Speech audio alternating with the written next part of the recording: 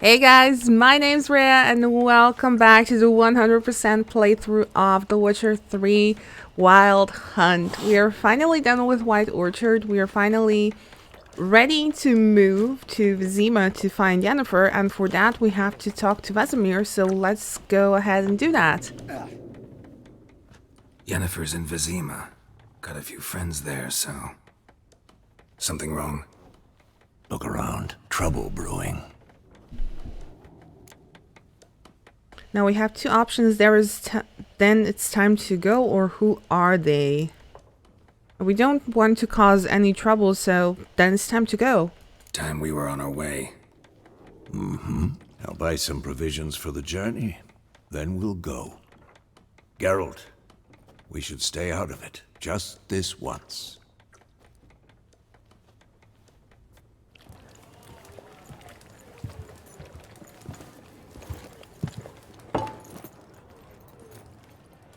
What happened to the lilies? Took him down. Took them down to hang a golden sun there now. I cannot show Temerian colours. They'll come and burn the tavern down. Maybe it's true what they say. You fond of the Imperials? You Nilfgaard's whore?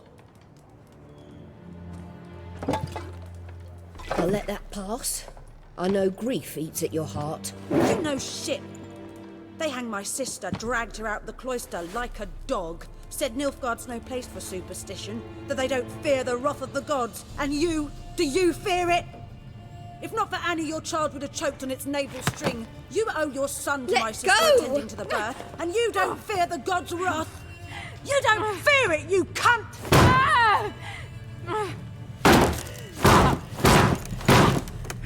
Leave me be!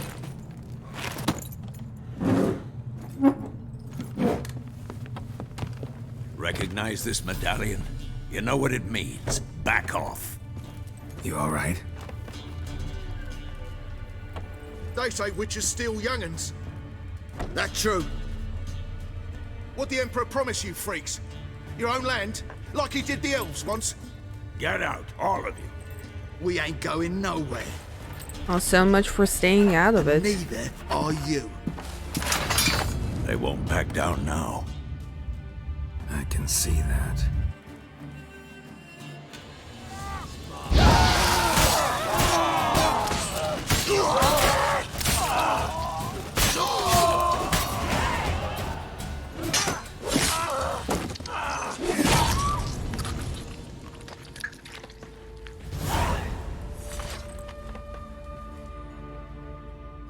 It's all right. It's over. Leave me be! Get away! See his face! God save us! Be gone, and don't ever come back.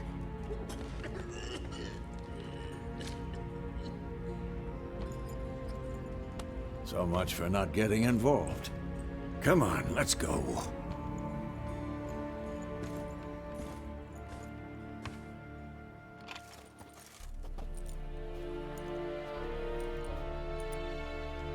That brawl, we didn't start it.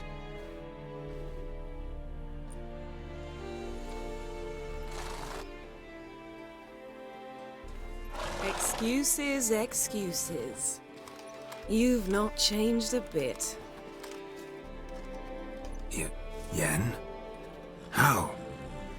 I received a report about a witcher who'd appeared in White Orchard. I knew it was you, looking for me. I might have waited until you found me, but... well, you know me. Patience has never been my strong suit. It's... good to see you, Geralt. I'd even embrace you. Were you not covered in blood? Sorry. Wasn't expecting to see you. To be honest, this isn't at all how I imagined we'd meet. How did you imagine it? You didn't imagine you'd have a Nilfgaardian escort. Don't get me wrong, Yennefer. I'm glad to see you. But I do think you owe us an explanation. And I shall provide it. In Vizima. Ready your horses. Why Vizima, or what's the rush?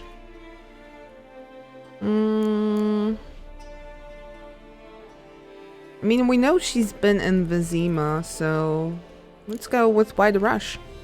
Spent the last 6 months in the saddle. Haven't seen you for 2 years. Can't we take a moment to... Sadly, we cannot. Someone awaits you, Geralt. Someone who doesn't like to be kept waiting.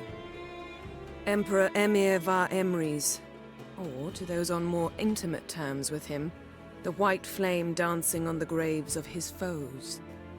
Doubt I number among that group. Far as I remember, last time we saw each other, he wanted to kill me.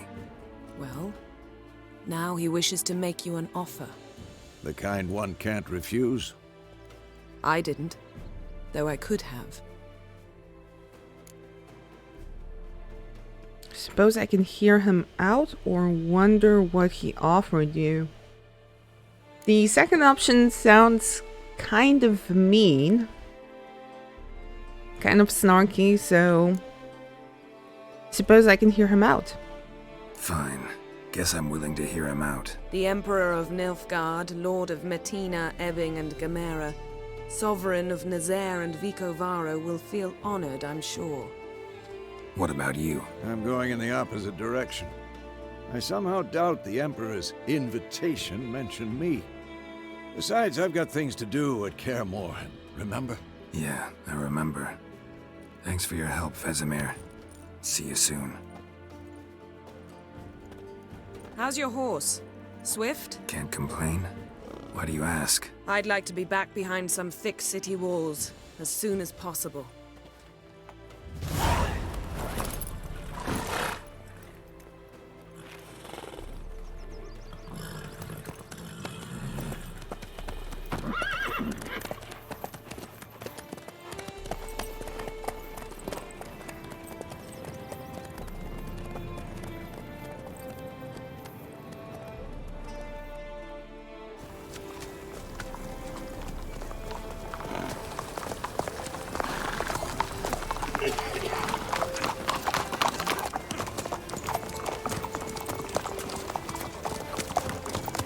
You know, I had a dream about you recently.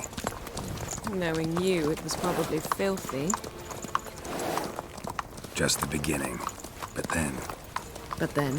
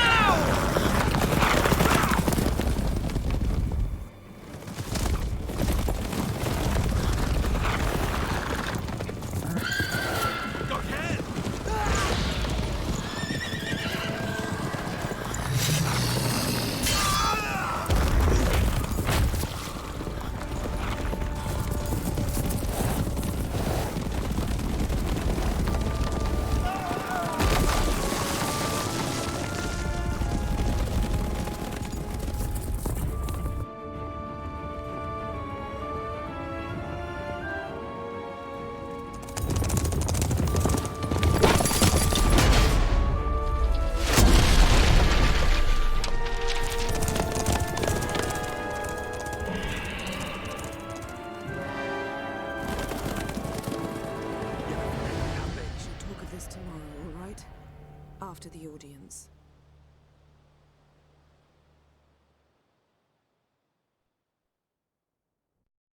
This bard's tale begins near White Orchard, with my dear friend Geralt of Rivia seeking his lover of yore, the sorceress Yennefer. She'd eluded him for years, but now seemed just a few steps ahead. After many trials and tribulations, Geralt finally learned that Yen was in nearby Vizima.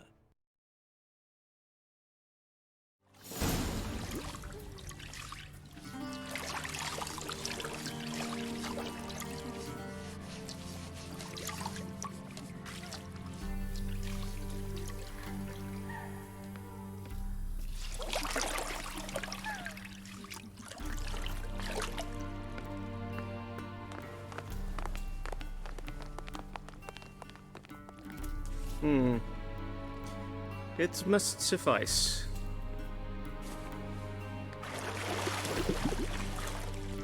Think Emhir cares if I'm clean. The gentleman will refer to His Imperial Majesty by his full title or not at all. The gentleman will be seated on the bergère. The what now? In that chair. Catwin, please shave the gentleman's sideburns to half an inch.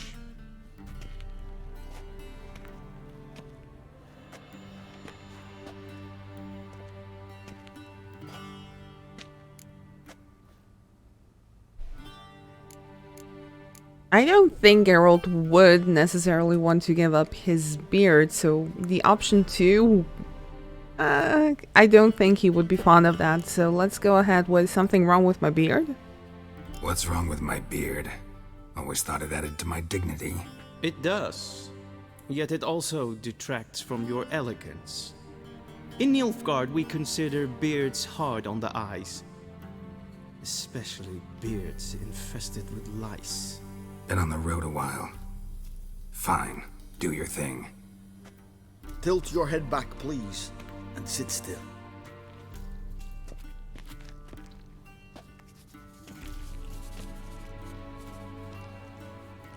And prepare to answer some questions. General, I am not certain this is the appropriate time. I can't think of a better time. Men turn honest when they feel a blade at their throat. Morvran Voorhis, commander of the Alba division.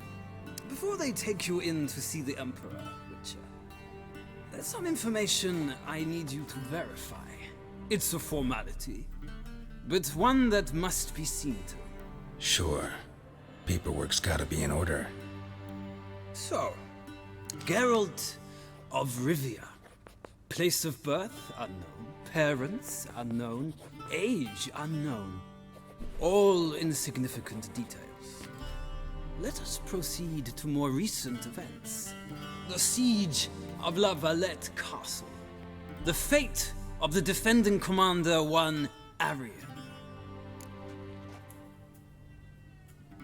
Okay, so this is now referring to the Witcher 2 save file that we had the option to simulate or not.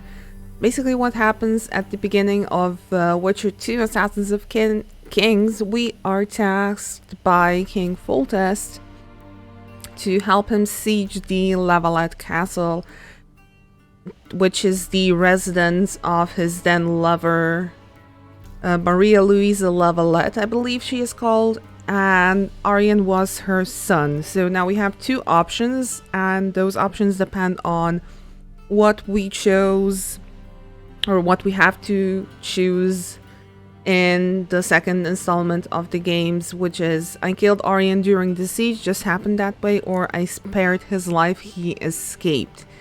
Now we also have to bear in mind that some decisions are also influencing the further progression of the game. And I know I did a couple of playthroughs of The Witcher 2, one where I killed Arian, the other one where I spared his life.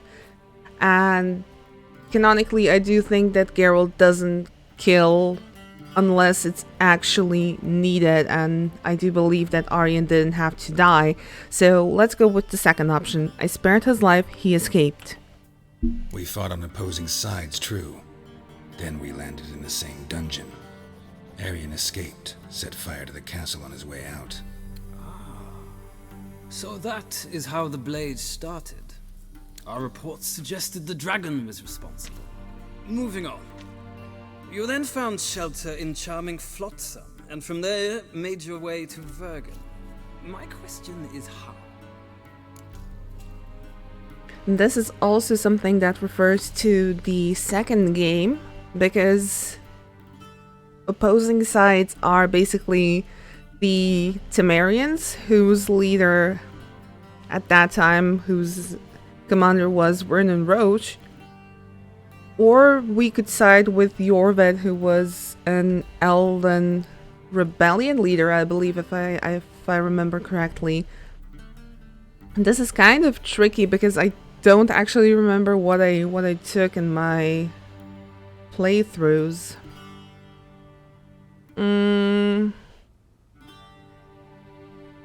I do believe that I went with Roche, so got out of Flotsam with Vernon Roche. I got out of Flotsam with Vernon Roche. commander of the Blue Stripes and... A murderer of non-humans. We know this gentleman well, Witcher.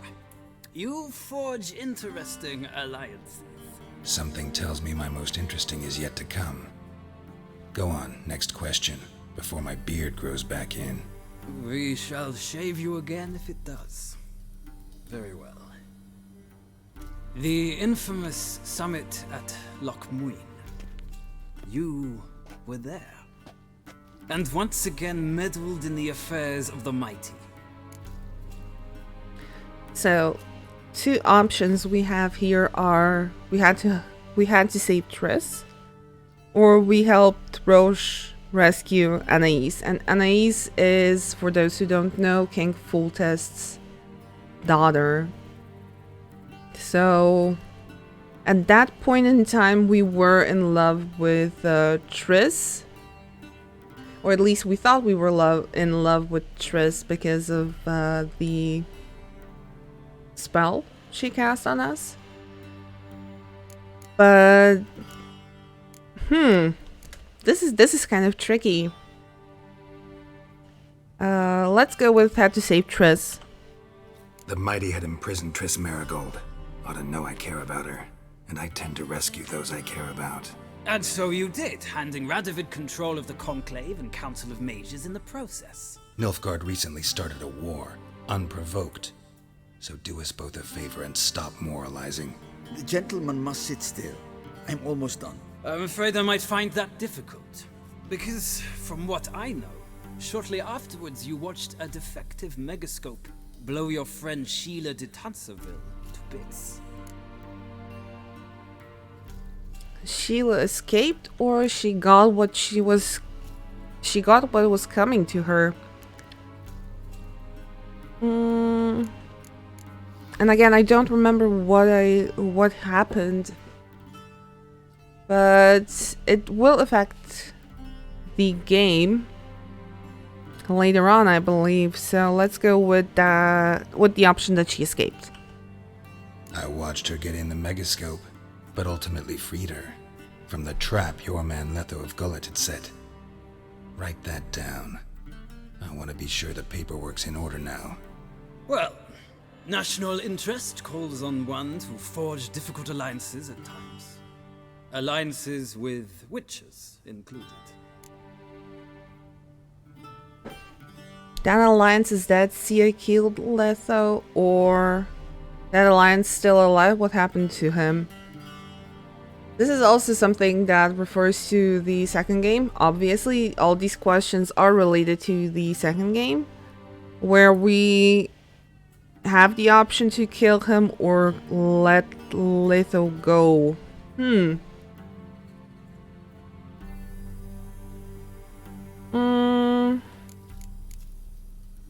Let's go with the second option. That alliance still alive? What happened to him? That an ongoing alliance? What's Letho up to? I had hoped you would answer that question. Ah, so Letho's hiding from you. Must have a good reason. Was there a shift in national interest that might have caused that? I don't know where he is. Wouldn't tell you if I did anyway. Blade or no blade to my throat. I believe that is all. Your signature, please, affirming you stated the whole truth and nothing but the truth on pain of imprisonment or death, etc., etc. Here and here. With these formalities seen to, I would ask the general to leave the room. We shall be choosing the gentleman's attire. An important matter, but one that does not require the general's assistance. Shame. I might have given you some advice. So long, Geralt. Good luck with your audience.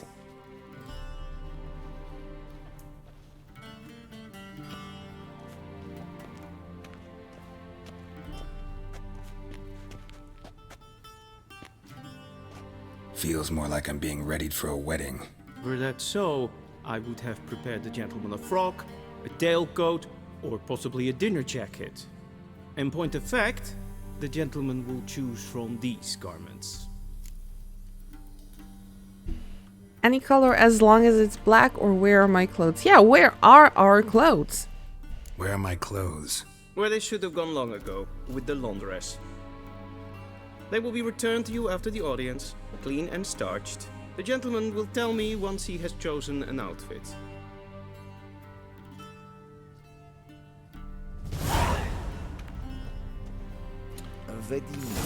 Alright, so now we can finally move. We are not being questioned anymore, and we can grab these clothes. I think we can, yeah, we can grab all of them and then choose which we like the most. I believe these are all the same. Yes. Yeah, there's no difference between these. Okay. But we do have different styled doublets, so let's check out this one. This one looks kind of nice on him. I'm not necessarily a fan of this one or this one.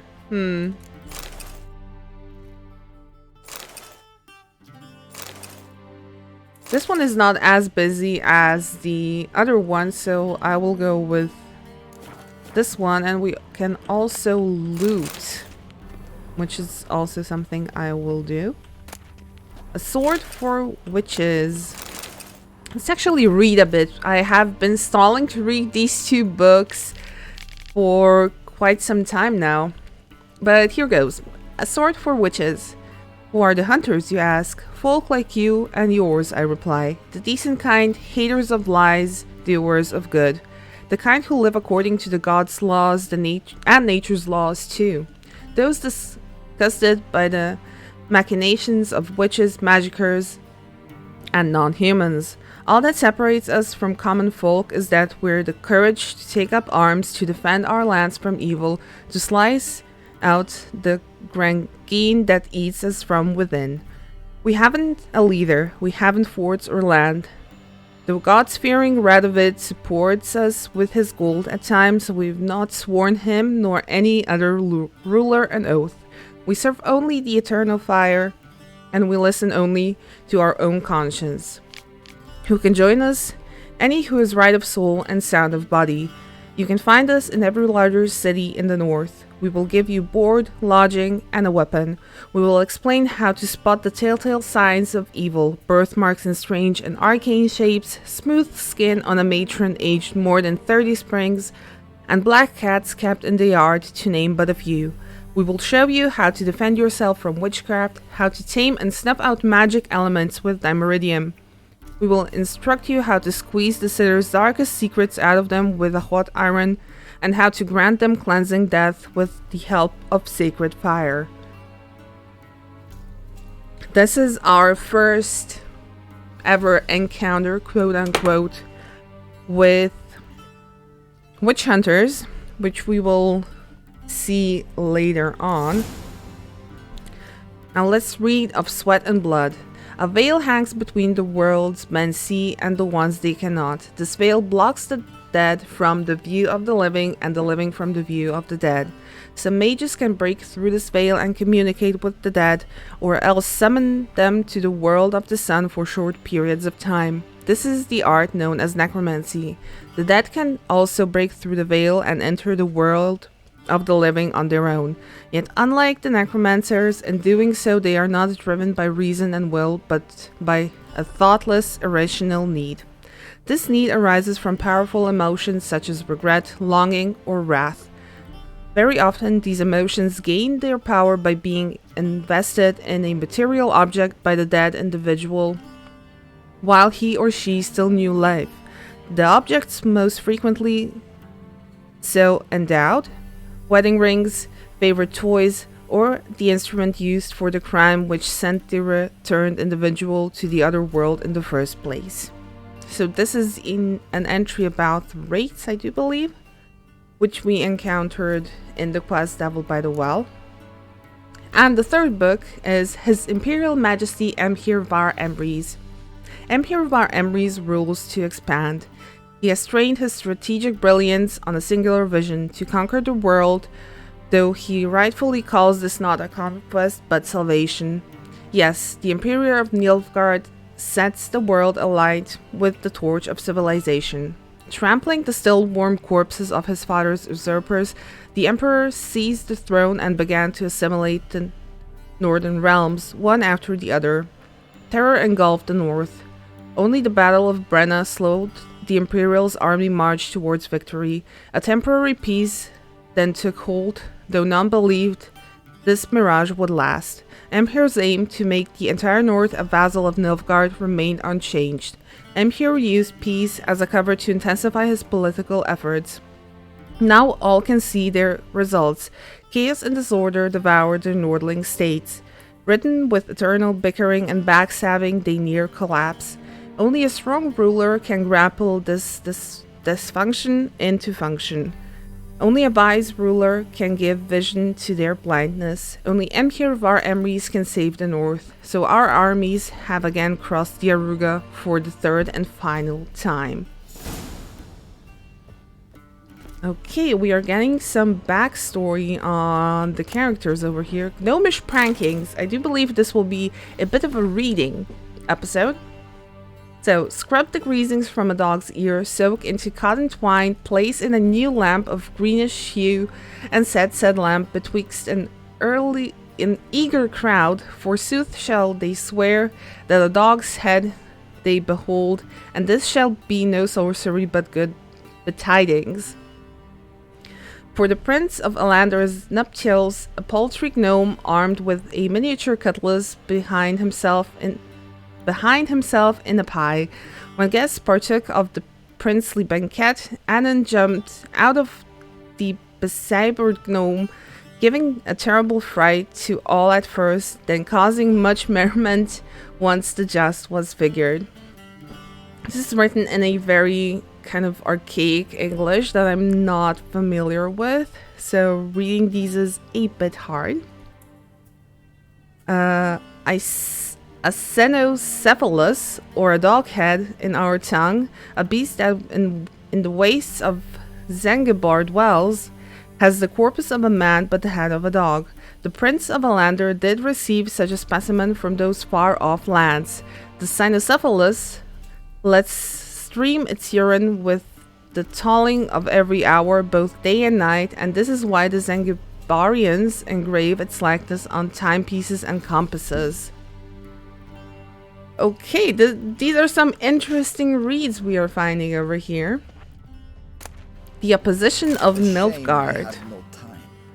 Yes, we do have time for this, and we will read it. While Nilfgaard's emperor wields absolute power, harshly crushing the slightest sign of disobedience, opposing forces continue to exist within the empire.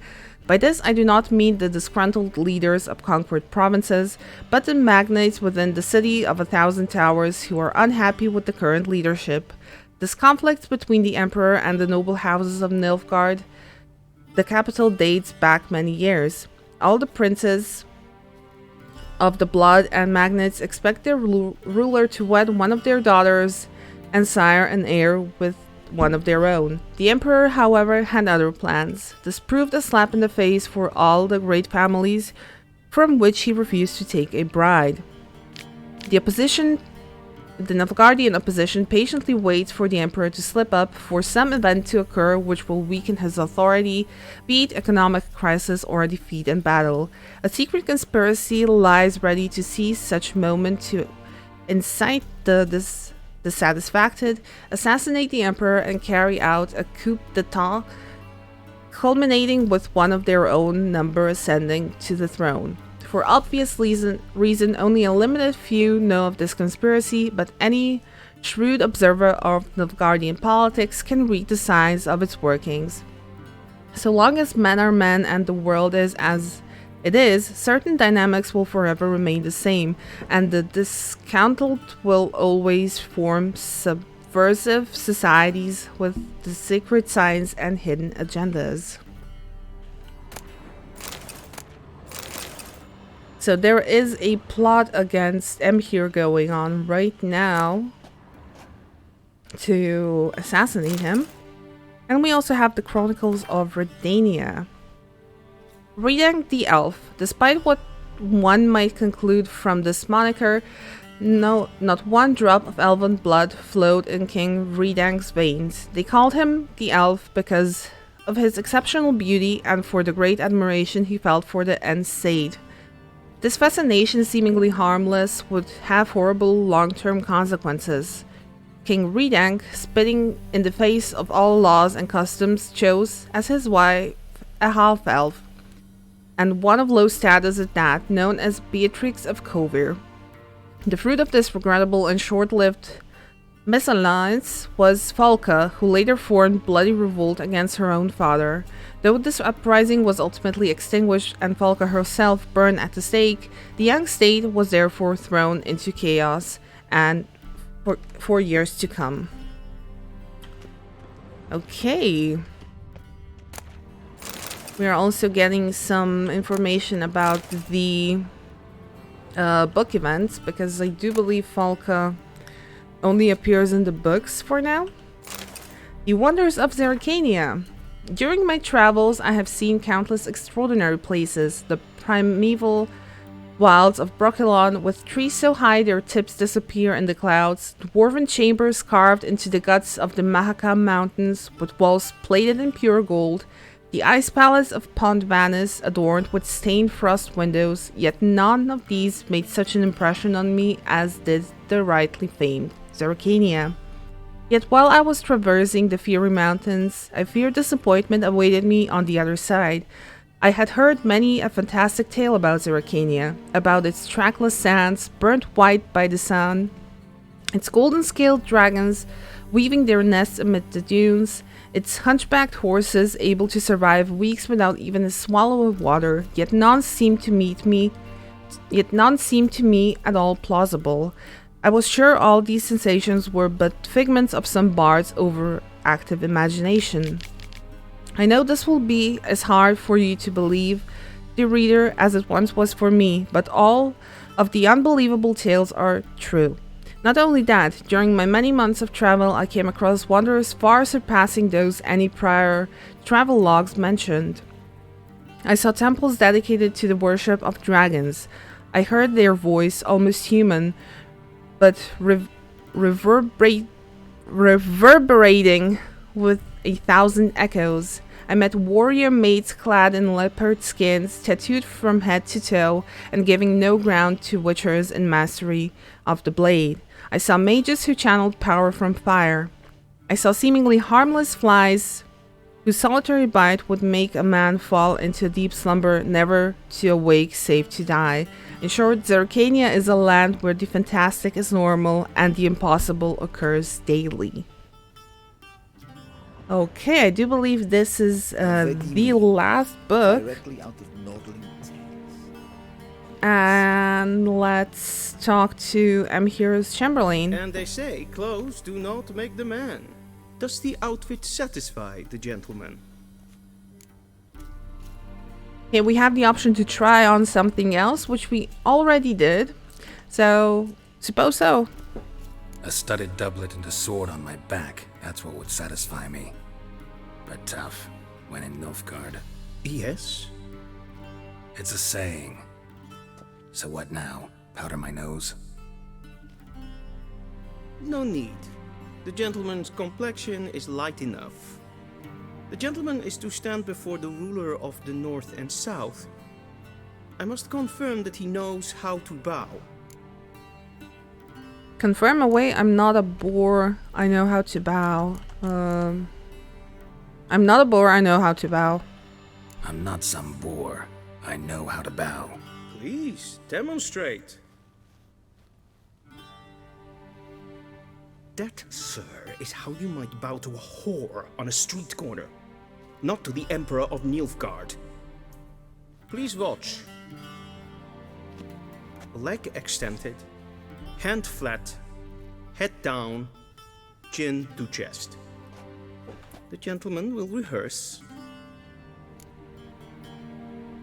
Okay, so right leg forward, left hand on chest, left leg forward, right hand on chest, or left leg back, hand on the side.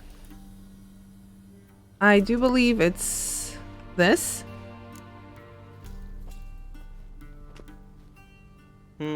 Yes. Lacking fluidity and grace. But we've learned to expect less of Nordlings. Come with me. Okay, we need to follow the Chamberlain But I do believe... The gentleman will address Yes. the Emperor only when asked to, and using the appropriate title. Your Arch-Magnificency? I see the gentleman is in the mood for jests. I fear the Emperor might not share his disposition. Your Majesty will suffice. Spoken loudly, clearly, and with respect. Okay, with this exchange, I do believe I will wrap this episode up over here. So, thank you so much for watching. Thank you so much for being here. If you want to keep in the loop with what I do on and off screen, you are more than welcome to follow me on my socials. You can follow me on Twitter at RheaPlaysYT. You can also follow me on Instagram at RheaPlays. And that's about it. If you like this video, like, comment, and subscribe. You know the deal, you know how it goes. And I will see you guys in the next episode. Bye!